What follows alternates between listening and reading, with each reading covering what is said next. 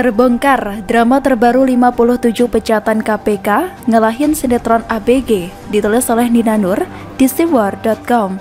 Drama adalah sebuah bentuk karya sastra. Penyebutan kata drama juga dipakai sehari-hari sebagai istilah yang berkonotasi negatif. Biasanya menggambarkan situasi yang diada-adakan, direka-reka, diperagakan sebagaimana sebuah tontonan drama. Tentunya ini bukan karya sastra, namun hanya sekedar akal-akalan saja untuk memberikan kesan tertentu, untuk menciptakan narasi tertentu, untuk mempengaruhi targetnya agar percaya pada kondisi dan situasi yang dibikin drama itu.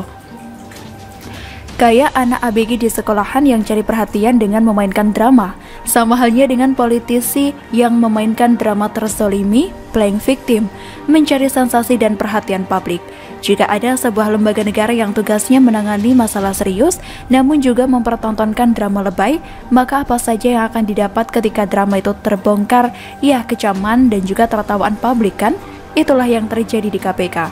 Oknum-oknum pegawainya sangat fasih memainkan drama, khususnya mereka yang kerap jadi bahan pemberitaan media, yakni mereka yang tidak lolos tes wawasan kebangsaan dan dianggap tidak bisa lagi dibina, sehingga pilihan satu-satunya buat mereka adalah diberhentikan alias dipecat.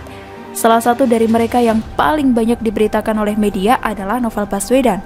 Novel ini sepertinya jadi hobi main drama, terlihat dari pernyataannya yang plin-plan. Contohnya, entah sudah berapa kali diberitakan di media massa bahwa Novel ingin keluar dari KPK.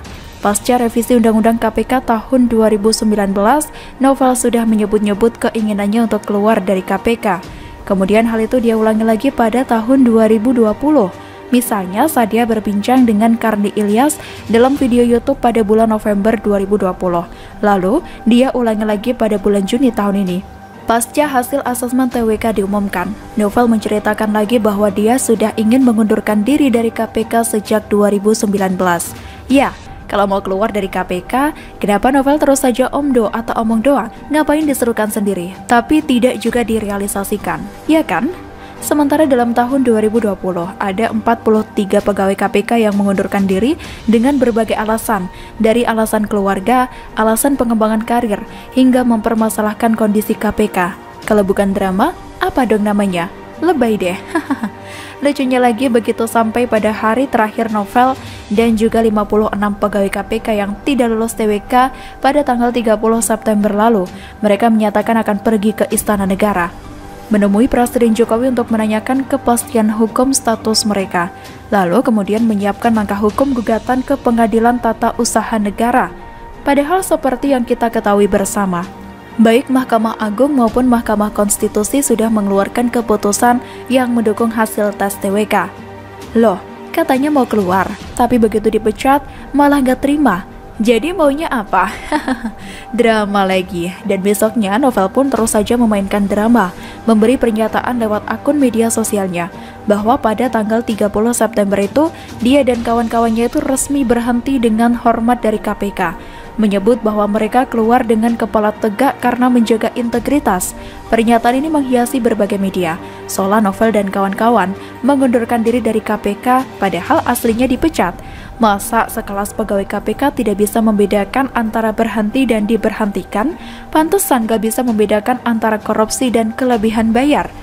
Drama terus. Novel dan kawan-kawan memang kemudian mendapatkan tawaran untuk direkrut oleh Polri. Keinginan untuk merekrut 57 ex-pegawai KPK ini disampaikan langsung oleh Kapolri Listio Sigit Prabowo. Menurut Kapolri, Presiden Jokowi sudah menyetujuinya. Sudah ada pertemuan awal antara para ex-pegawai KPK dengan tim Polri pada tanggal 4 Oktober lalu. Sesudah itu, pihak ex-pegawai KPK ini menyatakan siap berkontribusi di Polri. Terakhir, Polri sudah menegaskan bahwa tidak akan ada proses seleksi dalam perekrutan mereka. Nah, kurang enak gimana coba?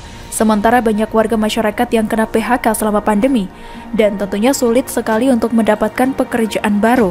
Harusnya 57 pecatan KPK ini bersyukur dengan solusi yang mereka dapatkan, namun ternyata mereka malah memainkan drama baru, dan ini terlihat dari serangkaian berita yang dirilis media sejak awal minggu ini. Coba kita lihat beberapa dari media itu, misalnya dari Tempo.co, Tribunnews.com, dan CNNindonesia.com. Narasinya serupa dan seragam, memposisikan 57 ex-pegawai KPK ini sebagai korban. Playing victim lagi, drama lagi, dan sungguh lebay drama ini.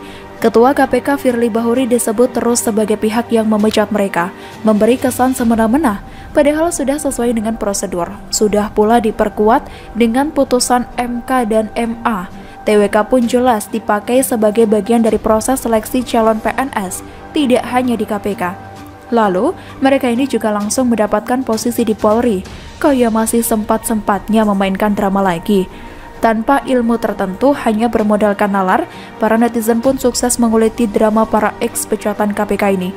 Misalnya dalam menanggapi berita dari Tempo.co yang disebarkan lewat akun Twitternya, para netizen ramai-ramai mengecam kelakuan mereka. Misalnya seorang netizen mengecam cara para ex-pejabat KPK ini mencari simpati, mempertanyakan kemana semua pengalaman di KPK dan juga ijazah yang mereka punya. Apa nggak laku buat mencari kerja? Katanya orang-orang terbaik, kok cari kerja saja nggak mampu? Formula E akan tetap menjadi polemik, ditulis oleh Joy Putra di steward.com. Tak habis-habisnya polemik penyelenggaraan Formula E masih menjadi perbincangan di tengah masyarakat. Masalahnya, Pemprov DKI masih belum jelas memberikan informasi di mana tepatnya tempat penyelenggaraan atau sirkuit untuk ajang balap tersebut.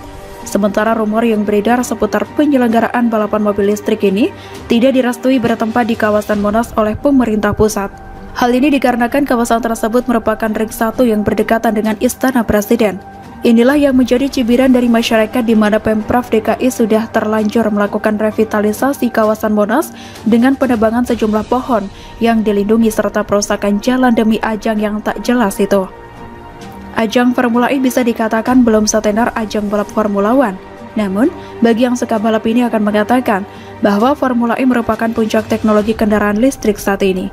Hal itu dijelaskan oleh praktisi pembuat kendaraan listrik Ricky Alson. Ia pernah mengembangkan mobil listrik bersama mantan Menteri BUMN Dahlan Iskan. Ricky mengatakan kendaraan listrik bisa bersaing dengan kendaraan konvensional pada cabang olahraga otomotif. Bahkan Ricky dengan antusiasnya menjelaskan bahwa kendaraan listrik bisa mengalahkan teknologi kendaraan konvensional dalam hal performa. Bisa dikatakan pula, mobil bertenaga listrik saat ini memiliki tenaga yang besarnya melampaui tenaga mesin konvensional di kelas yang sama. Tidak usah dijelaskan, mungkin sebagian besar orang sudah tahu kelebihan mobil listrik versus mobil konvensional. Sekarang pertanyaannya, apakah penting mengedukasi masyarakat tentang keunggulan kendaraan listrik harus mengadakan balapan Formula E? Rasanya tak perlu.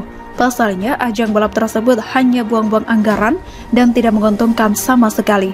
Zaman sekarang, informasi sangat mudah didapat. Apabila masyarakat ingin tahu lebih mendalam mengenai kendaraan listrik tanpa harus membeli tiket untuk menonton F1, yang lebih membuat sebagian besar masyarakat tak menerima ajang ini diselenggarakan karena acara ini menelan anggaran yang fantastis untuk komitmen fee yang harus dikeluarkan oleh Pemprov DKI. Anggaran Formula E dinilai akan berguna dialokasikan untuk penanganan pandemi, penanganan banjir, serta mempercepat pemulihan ekonomi terkait dampak pandemi COVID-19. Tentu, warga yang waras akan menolak acara ini dilaksanakan. Triliunan rupiah untuk acara yang tak lebih dari 3 hari. Keuntungan apa yang akan didapat bagi warga DKI? Untuk menonton ajang ini pun tidak gratis. Warga yang ingin menonton harus membayar tiket karena tidak bisa mengintip dari pinggir jalan. Sementara itu, komitmen fee dari setiap kota penyelenggara berbeda-beda. Ada yang gratis, dan ada pula pembayaran komitmen fee jauh di bawah nominal di Jakarta.